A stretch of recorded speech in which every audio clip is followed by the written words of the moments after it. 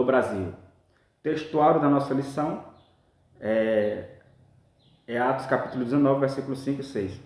E os que ouviram foram batizados em nome do Senhor Jesus, e impondo-lhes Paulo as mãos, veio sobre eles o Espírito Santo, e falavam novas línguas e profetizavam.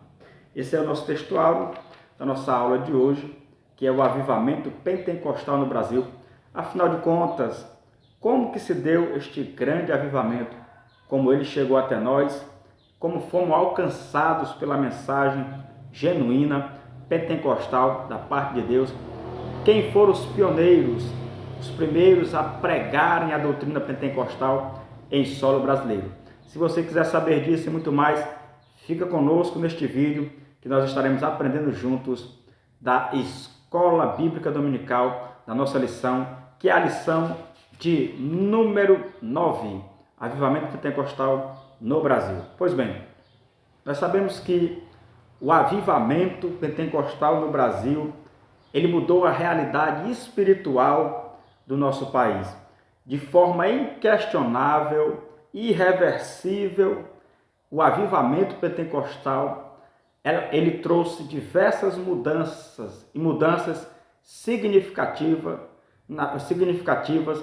na vida dos brasileiros e das brasileiras, já que a doutrina, a mensagem pentecostal, ela era tão forte e impactante que trouxe consigo prodígios e sinais, maravilhas que eram feitas pelo Espírito Santo através dos homens de Deus. E nós sabemos que quem vai dar origem a este movimento pentecostal, a este grande movimento, a esta nova era que vai marcar o século XX no Brasil, nós sabemos que foram os dois missionários suecos, Daniel Berg e Gunnar Wingre. Esses dois homens de Deus, eles pousaram em território brasileiro no ano de 1910 e desembarcaram no estado do Pará, e lá começaram este grande movimento. Primeiro que o movimento pentecostal no Brasil, ele tem semelhança com o movimento, ou com o que diz em Atos capítulo 2. Pentecoste entre os salvos. O movimento pentecostal tem semelhança com o que o apóstolo Paulo diz em Atos capítulo 19 e versículos 5 e 6. Quando ele chega em Éfeso, ele pergunta ali para um grupo de discípulos de Cristo, que já tinham crido na mensagem do Evangelho, já tinham se convertido a Cristo, e ele pergunta: já recebestes vós o Espírito Santo? E eles respondem: nunca nem ouvimos falar que haja ou que exista Espírito Santo.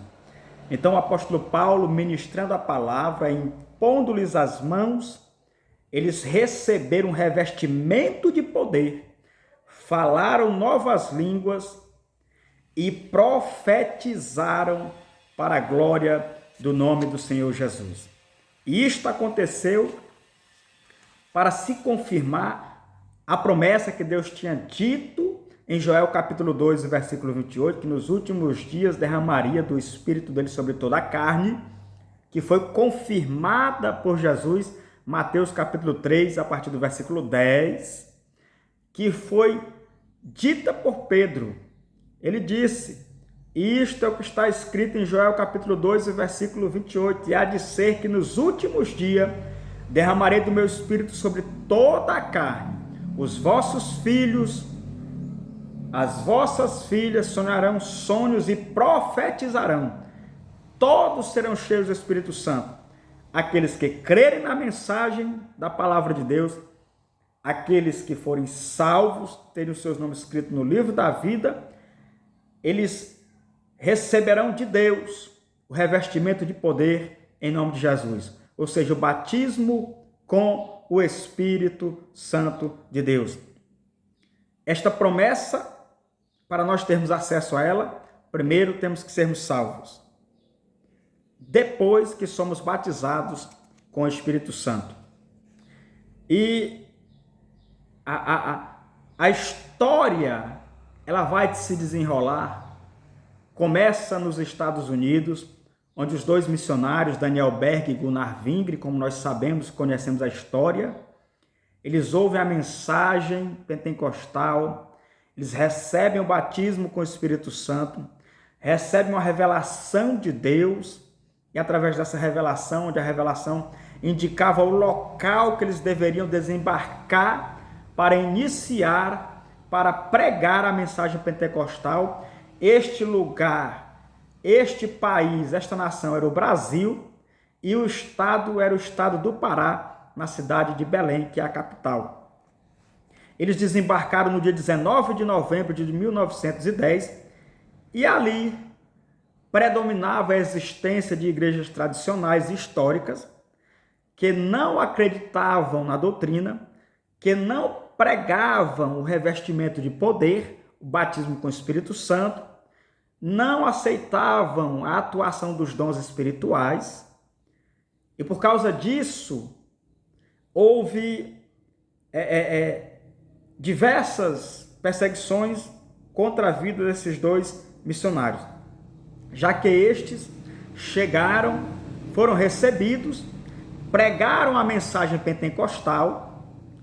3 mulheres foram batizadas, dentre elas a irmã Celina Albuquerque, que foi a primeira mulher a ser batizada em território nacional, onde ela fora cheia do Espírito Santo, falou novas línguas, profetizava.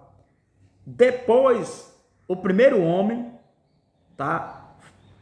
o irmão Francisco Manuel, que fora batizado com o Espírito Santo, provando assim, comprovando que a doutrina pentecostal, que é a vontade de Deus, revestir as pessoas com seu poder, batizá-las com o Espírito Santo, para que elas preguem e ministrem a palavra com mais ousadia.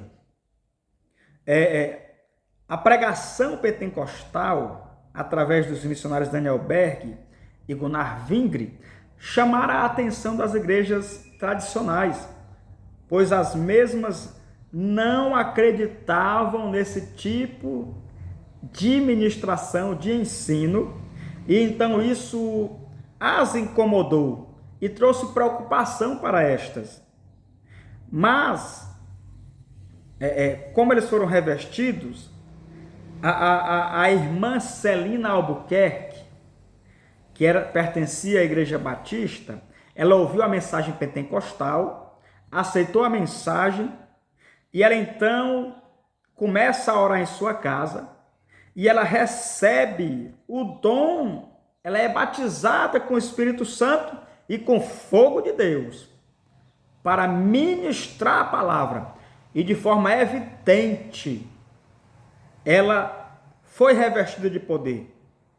Então a direção da igreja, naquela época, da Igreja Batista, não aceitou, ela reuniu esses irmãos e desligou esses irmãos da Igreja Batista. Foi então que deu-se origem ao movimento da fé apostólica, que é o primeiro nome que este novo movimento pentecostal, no século XX, que teve início com os dois missionários, recebe em território e solo brasileiro. Depois passa a se chamar Assembleia de Deus. Só que como esta obra não era obra de homens, e sim do Senhor, até me lembro quando prenderam os apóstolos, Gamaliel se levantou e disse: olha, cuidado, porque se esta obra que esses homens estiverem fazendo se ela for meramente obra de homens, ela se desfará. Mas se for de Deus, tome cuidado para não estarem relutando contra Deus. E eles sofreram grande perseguição. Muitos foram perseguidos, porque Daniel Berg, Gunnar Vingre sofreram diversos atentados. Igrejas foram deterioradas, depredadas, por causa da mensagem que eles pregavam, que eles ministravam. Foram perseguidos, tentaram ceifar as suas vidas, mas Deus os guardou. Além disso, haviam evidências fortes espirituais de que Deus estava, como está neste movimento pentecostal, com curas divinas, milagres, batismo com o Espírito Santo. Muitas pessoas foram restauradas e o nome do Senhor fora glorificado. E isto aconteceu. Este movimento, ele cresceu. Ele se espalhou por casas, foi para salões pequenos, se espalhou para bairros, cidades, porque a igreja, com a chama do Espírito Santo, do fogo de Deus, ela passou a evangelizar, a ganhar almas, a ministrar a palavra revestida de poder. Muitas pessoas, elas eram libertas dos seus vícios, regeneradas, transformadas, curadas, e isto era o Senhor confirmando que a mensagem na boca desses homens de Deus era a verdade. E este movimento se perpetuou, chegou até nós. Nós somos agora os representantes legais deste movimento pentecostal. A chama precisa continuar acesa. Nós somos responsáveis por mantê-la acesa, para que este avivamento alcance mais pessoas e o nome do Senhor Jesus seja glorificado. E olha só como isso é fantástico. Houve um crescimento acentuado. Meu Deus, como que alguns teólogos, mestres da palavra, que assim eles são, como que eles podem se desfazer do movimento pentecostal? Se fosse obra de homem, já teria se desfeito. Se levantam contra a doutrina, dizem que já cessou, que não há mais batismo com o Espírito Santo, não acreditam mais na evidência dos dons espirituais, querendo coibir e até intimidar os pregadores, como se eles fossem senhores da verdade, esses tais. Não, a doutrina, a mensagem pentecostal, ela continuará ecoando em todo o território brasileiro, porque foi Jesus quem nos chamou, e o Espírito Santo nos revestiu de poder para pregar a mensagem e ministrar sobre a vida das pessoas, dizendo que Jesus Cristo, como os nossos pais, Daniel Berg, Gunnar Vingre, pregavam, Jesus Cristo salva, Jesus Cristo cura, Jesus Cristo batiza com o Espírito Santo e vai levar o homem para o céu. É assim que nós acreditamos. Nós somos assembleianos, roxos, natos, nascemos no fogo do Espírito, na unção do Espírito, revestido de poder, e vamos ministrar a mensagem pentecostais aos corações, para que o Espírito Santo batize, traga um grande avivamento sobre a nação brasileira, como outrora, em nome do Senhor Jesus. Deus conta contigo, sejamos canais de Deus para a nação brasileira e para o mundo.